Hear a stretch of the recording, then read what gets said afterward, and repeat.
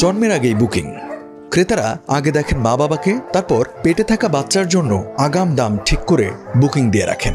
এমন অদ্ভুত ঘটনা ঘটছে রাজধানীতে বিক্রি হওয়া গার্ড ডগ বা পাহারাদার কুকুরের বেলায়। নিরাপত্তার কাজে জার্মান শেফার্ড, ইতালিয়ান ম্যাস্টিফ, ইংল্যান্ডের বুল ম্যাস্টিফ এসব জাতের কুকুরের চাহিদাই বেশি। তাই পাহারাদার হিসেবে পরিচিত এসব কুকুরছানা বিক্রি হয়ে যাচ্ছে পেটে থাকতেই।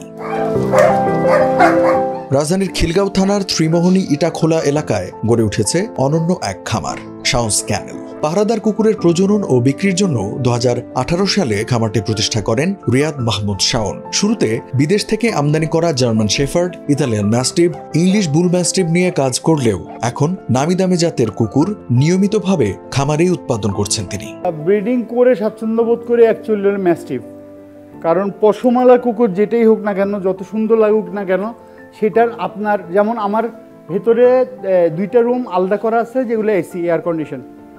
এই আপনাদেরকে দেখানোর জন্য ওদেরকে কিন্তু বাইরে বের করা হয়েছে, আবার ওদেরকে এয়ার কন্ডিশন রুমে কিন্তু ঢুকে দেওয়া হবে। এখন আমি রাখতে পারতেছি, এখন আমি আপনাকে বলতেছি বড় জায়গায় রাখবেন, ঠান্ডা জায়গায় রাখবেন, গাছপালাওয়ালা জায়গায় রাখবেন, আপনার থাকতে তো হবে।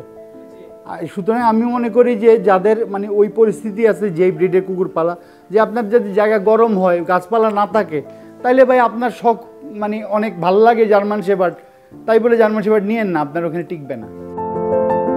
খামারে জন্ম নেওয়া কুকুরছানাগুলো জন্মের 3 মাস পর থেকে প্রশিক্ষণ পায় আর পাহারার দায়িত্ব নিতে সক্ষম হয় 5 মাস বয়সে। শাউন্স ক্যানেলে এক একটি জার্মান শেফার্ডের বাচ্চা বিক্রি হয় 40,000 টাকায়, আর ইতালিয়ান ও ইংল্যান্ডের ম্যাস্টিফের দাম প্রায় 60,000 টাকা।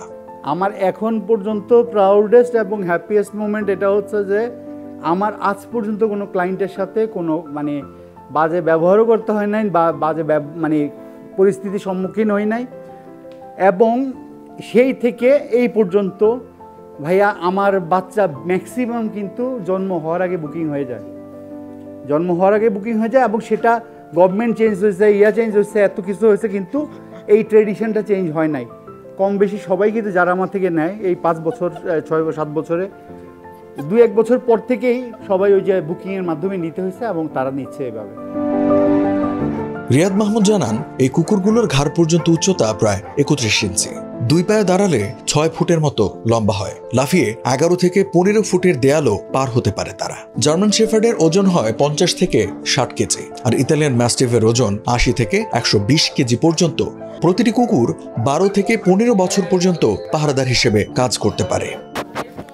হ্যাঁ, অনেকগুলো মিথ আছে যে কুকুর পালতে খরচ অনেক, লাখ টাকা, ঠিক আছে, অথচ একটা জার্মান শেফার্ড পালতে সারা মাসে যদি আপনি নর্মাল খরচের মধ্যে রাখেন 5,000 টাকার উপর খরচ পড়বে না সারা মাসে, ঠিক আছে। আর ম্যাস্টিফের ক্ষেত্রে একটু বেশি পড়ে, 8-9 হাজার টাকা পড়ে, ওটা আমরা বলেই দেই, তবে এদের ক্ষেত্রে এর চাইতে বেশি পড়ে না। আরেকটা ব্যাপার আছে যে বলে যে ইয়েতে ঠিক না, কুকুর কামড়ায় এবং মানে বাসার কুকুর কামড়ায়। আমি বলবো যে বাসার কুকুর কামড়ায় না ভাই, এটা আপনি কামড়াতে বাধ্য করেন।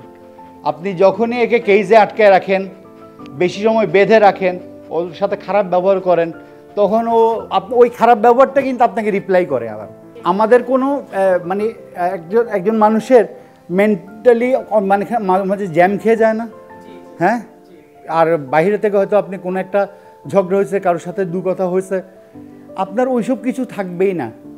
আপনি যখন আবার কুকুরটার কাছে আসবেন না, একটু ওদের সাথে খেলার পর আপনার স্ট্রেস কই জানি গায়েব হয়ে যায়। অনেকেই দেখা যায় যে হুজুক উঠে কুকুর কিনে তার কুকুরটাকে এখানে সেখানে ফেলে দেন। এই কাজটা ভাই করেন না, কারণ ওদেরও প্রাণ আছে, ওদেরও মন আছে, ওদেরও খারাপ লাগে।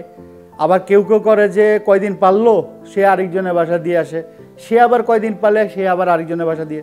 কুকুর নিজে জানে না তার বাসা কোনটা, আবার সেই কুকুরে বলে যে আমার বাসা পাড়া দাও না কেন, কেউ আসলে চিৎকার করে না, আর কুকুর তো নিজেই জানে না আমার বাসা কই, ঠিক আছে।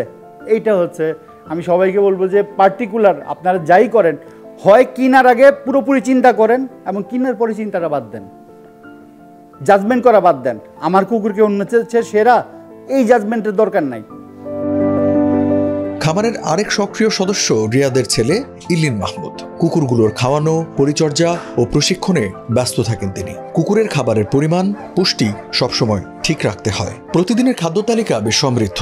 গমের রুটি, মাংস, সবজি, ফল, দুধ, কলা, মুরগির পায়ের স্যুপ, টোস্ট বিস্কুট, এছাড়া দুপুর ও রাতের মেনুতে থাকে খিচুড়ি। ওদের ফুড হ্যাবিট হচ্ছে কি মোস্টলি ওরা মিট কনজিউম করতে অনেক পছন্দ করে, কিন্তু ইন অ্যাডিশন আপনি ফ্রুটস অ্যাড করতে পারবেন, ভেজিটেবলস অ্যাড করতে পারবেন, যেটা আমরা অ্যাড করি ভেজিটেবলস। আর সকালবেলা ফ্রুটস দিই, ফ্রুটসের মধ্যে কলা, আপেল এগুলো দিতে পারবেন। ভেজিসের মধ্যে মিষ্টি কুমড়া, এটা খুব ভালো। তারপরে যেগুলো সিড জাতীয় খাবার যেগুলো, এগুলো কিন্তু মেলদের জন্য খুব ভালো, ফার্টিলিটির জন্য খুবই ভালো। Fertility and growth, vitamin E দিয়ে ভরা। ব্যবসার লাভ সম্পর্কে জানতে চাইলে রিয়াদ মাহমুদ বলেন, সব খরচ বাদ দিয়েও বছরে ভালো আয় হয়। সত্যি কথা বলতে গিয়ে আমি মিথ্যা কথা বলবো না, এখান থেকে বছরে এখন পর্যন্ত আমি আউটব্যাক পাচ্ছি, আউটকাম হয়েছে 36 থেকে 38 লাখ টাকা, মানে সমস্ত খরচ টরচ দিয়ে আমি যেটা প্রফিট দেখছি। বাংলাদেশে প্রাণী অধিদপ্তরের আসলে আইন কানুন অতিরিক্ত শক্ত, অন্য দেশে আমাদের আশেপাশে সমস্ত দেশের তুলনায়। তারা যেরকম সাবলীলভাবে যে কোনো পশু পাখি আনতে দেয়, আমাদের এখানে আনতেও দেয় না, পাঠাইতে তো আরও দেয় না। এই দিকে আর একটু সহানুভূতিশীল হওয়া উচিত। এখন খামারে জায়গা স্বল্পতা দেখা দিয়েছে, তাই পাশেই 11 কাঠা জমি কিনে নতুনভাবে বড় পরিসরে খামার তৈরির কাজ শুরু করেছেন তিনি।